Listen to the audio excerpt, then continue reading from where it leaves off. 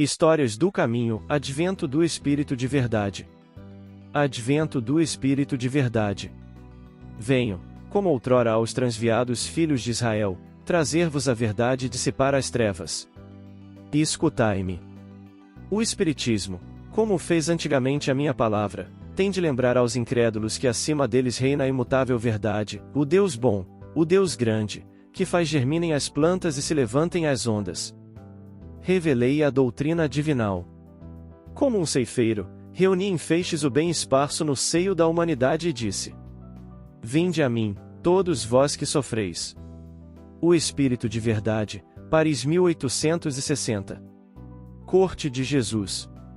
Os reis, os príncipes e os mandatários do mundo cercam-se de uma corte constituída de súditos que pensam e agem conforme eles, encarregados de atender-lhes à vontade, de livrá-los de problemas e resguardá-los de quaisquer dificuldades. Caracterizam-se uns pela bajulação dourada, outros pela severidade e indiferença no trato com as demais pessoas, mais outros, ainda, pela soberba e prepotência dos seus temperamentos. Alguns são frívolos e exploradores, outros são dedicados e cuidadosos, diversos são ignorantes guindados ao poder pela astúcia e habilidade nos negócios que lhes dizem respeito. Cercados por esses conselheiros e ministros, os poderosos, invariavelmente, amolentam o caráter, perdem a sensibilidade afetiva, acreditam-se invulneráveis, estupidamente, pensam que tudo podem, colocando-se acima das leis e da justiça. Por mais que se demorem guindados ao poder, no entanto, as enfermidades se lhes instalam, o organismo se debilita, e, quando são afastados da governança por muitos daqueles que lhes foram beneficiários, são surpreendidos pela morte. A fatalidade biológica a ninguém concede regime de exceção. E consomem-se, algumas vezes, em largo período de degenerescência orgânica, como só acontecer com todos os seres vivos que se confundem no portal de cinza e de lama da sepultura. Sendo Jesus o Rei Solar, por ocasião do seu mergulho nos fluidos grosseiros do orbe terrestre, também se fez acolitar por anjos e por serafins, por apóstolos do bem e da misericórdia que lhe prepararam a senda a percorrer, havendo habitado a terra anteriormente para aplanar-lhe as estradas, ou permaneceram nos círculos da luz contribuindo com a sua vontade soberana, quando da instalação do reino de Deus nas mentes e nos corações humanos. De igual maneira, expressivo número de espíritos em processo de redenção das provas a que se encontravam submetidos, ofereceram-se para testemunhar-lhe a grandeza, vestidos por organismos doentes, sob ações de indigitadas entidades, de modo a servirem-lhe de voluntários para as curas, sem violência à lei de causa e efeito. Tal o caso do invidente sobre quem os seus discípulos perguntaram: Rabi, quem pecou, este ou seus pais, para que nascesse cego? Jesus respondeu: Nem ele pecou nem seus pais, mas foi assim para que se manifestem nele as obras de Deus. Tratava-se de um voluntário pertencente à sua igreja à corte. Muitas vezes, diante dos sofrimentos humanos, Jesus elegia alguém destituído de débitos pesados ante as divinas leis, a fim de demonstrar o seu poder e instalar a confiança entre os desesperados. A ressurreição de Lázaro, a da filha de Jairo, a filha da viúva de Naim, considerados mortos, no entanto, adormecidos no fenômeno orgânico da catalepsia, são exemplos eloquentes. Todos eram membros dedicados da sua corte. Terminadas as lições imortais das bem-aventuranças no inolvidável entardecer daquele dia, quando se espalhara sobre a terra a psicosfera de amor que deveria diluir os envenenamentos mentais que pairavam no ar, desceu Jesus às praias do mundo onde se encontram os infelizes e defraudados, a fim de atender às suas angústias. E, ao fazê-lo, acompanharam-no grandes multidões, conforme anotou Mateus nas suas memórias. Quando alguém experimenta a bênção da luz, não mais aceita a escuridão. Ele fez-se a luz do mundo, para que não retornassem as sombras. Na montanha, a natureza é mais rica de beleza e de harmonia, a visão do horizonte faz-se deslumbrante e arrebatadora. Nas praias ou planícies misturam-se o tumulto às necessidades, às aflições, empatéticas de desespero. Jesus sempre descia às misérias humanas, a fim de diminuí-las com o seu inefável amor.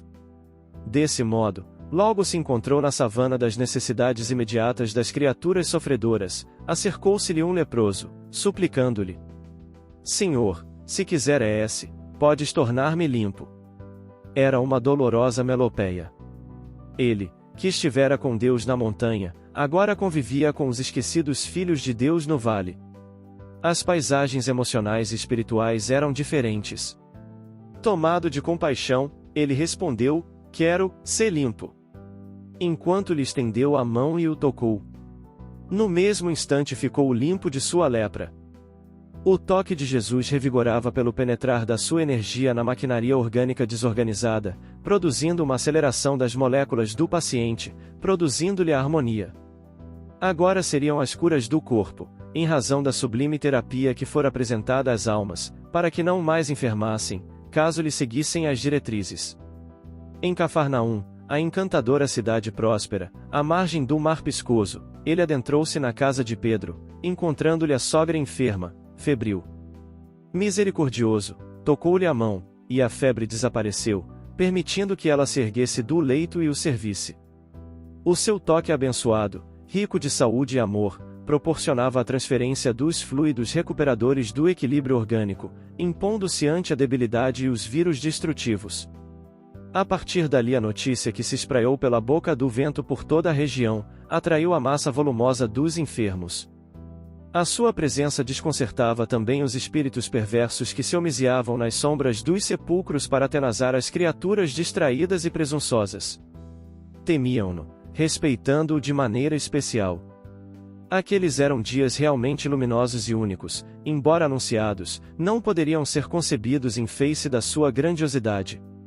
O seu ministério fora programado muitos séculos antes. Mensageiros nobres surgiram como estrelas fulgurantes através dos tempos, sinalizando a terra com alicerces de luz, a fim de que ficassem estabelecidas as primeiras bases da futura construção do reino de amor e de justiça. É certo que ainda não se cumpriram aquelas extraordinárias promessas, em razão do processo de evolução do ser humano, todavia, a presença psíquica de Jesus ficou no planeta, não como mártir da cruz, mas como o inexcedível amor feito de misericórdia e de compaixão. A tragédia da cruz, que tanto comove, em razão do estoicismo do assassinado, prolongasse na história da humanidade em razão da indiferença daqueles que lhe são amados e ainda preferem Mamon e a ilusão ao seu convívio. Amélia Rodrigues. A identidade revelada. Mas quem seria afinal o espírito de verdade, ou a verdade? Qual sublime entidade reuniria tão elevada condição moral para dirigir no plano espiritual uma falange de nobres espíritos de escola responsável por ajudar Kardec na codificação ditando tão instrutivas mensagens? Quem poderia dar a Kardec toda a ajuda, toda a cobertura necessária para a efetivação de tão importante evento? Se analisarmos com isenção e profundidade as mensagens ditadas no Evangelho, concluiremos que o Espírito de verdade ou a verdade é mesmo o nosso Mestre Jesus. Como ditado em Paris, em 1860. Venham como outrora aos filhos desgarrados de Israel, trazer a verdade e dissipar as trevas. Escutai-me, o Espiritismo, como outrora minha palavra, deve lembrar os incrédulos que acima deles reina a verdade imutável, o Deus bom, o Deus grande, que faz germinar as plantas e que levanta as ondas. Eu revelei a doutrina divina, e como um segador ceifador, liguei em feixes o bem esparso pela humanidade, e disse, e vinde a mim, todos vós que sofreis. Estou demasiado tocado de compaixão pelas vossas misérias, pela vossa imensa fraqueza, para não estender a mão em socorro aos infelizes extraviados que, vendo o céu, caem nos abismos do erro. Crede, amai, meditai todas as coisas que lhes são reveladas, não mistureis o joio ao bom grão, as utopias com as verdades. Espíritas, amai-vos, eis o primeiro ensinamento, instruí-vos, eis o segundo. Sede os vencedores da impiedade. Em 1861, também em Paris, a entidade ditou outra mensagem. Venho ensinar e consolar os pobres deserdados. Venho dizer-lhes que elevem sua resignação ao nível de suas provas, que chorem, porque a dor estava presente no Jardim das Oliveiras e que esperem, pois, os anjos consoladores virão enxugar as suas lágrimas. Em verdade vos digo, os que carregam seus fardos e assistem os seus irmãos são os meus bem-amados. Instruí-vos na preciosa doutrina que dissipa o erro das revoltas e vos ensina o objetivo sublime da prova humana. Que o sopro dos espíritos dissipe a vossa inveja dos ricos do mundo, que são frequentemente os mais miseráveis, porque suas provas são mais perigosas que as vossas. O Jardim das Oliveiras é o local onde Jesus e seus discípulos oraram na noite anterior à sua crucificação. Em O Evangelho segundo o Espiritismo, capítulo 24, item 12, o texto ensina que Jesus se acercava principalmente dos pobres e dos deserdados, porque são os que mais necessitavam de consolações, dos cegos dóceis e de boa-fé, porque pede, se lhes dê a vista, e não dos orgulhosos que julgam possuir toda a luz e nada precisar. No mesmo ano, agora na Revista Espírita de outubro, Erasto informa que não podereis crer como estou orgulhoso de distribuir a todos, e a cada um, os encorajamentos que o Espírito da Verdade, nosso Mestre amado, espera de nós. Em 1862, em mensagem do Espírito Antônio na Revista Espírita de novembro daquele ano consta: mas contar com a benevolência sincera e afetuosa do Espírito de Verdade, o Filho de Deus, o qual saberá de maneira incomparável inundar sua alma de felicidade ao compreender o Espírito de Justiça perfeita. Allan Kardec em Obras Póstumas ensina que digamos que Jesus é o Filho de Deus, como todas as criaturas, que ele chama a Deus Pai, como nós aprendemos a tratá-lo de nosso Pai. É o Filho bem-amado de Deus porque, tendo alcançado a perfeição, que aproxima de Deus a criatura, possui toda a confiança e afeição de Deus.